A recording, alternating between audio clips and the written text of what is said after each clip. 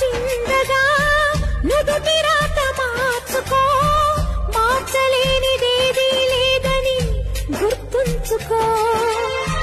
పిడికిలి బిగించగా చేతి గీత మార్చుకో, మారిపోని కథలే లేవని గమనించుకో. తోచినట్టుగా అందరి రాతను బ్రహ్మే రాస్తాడు, నచ్చినట్టుగా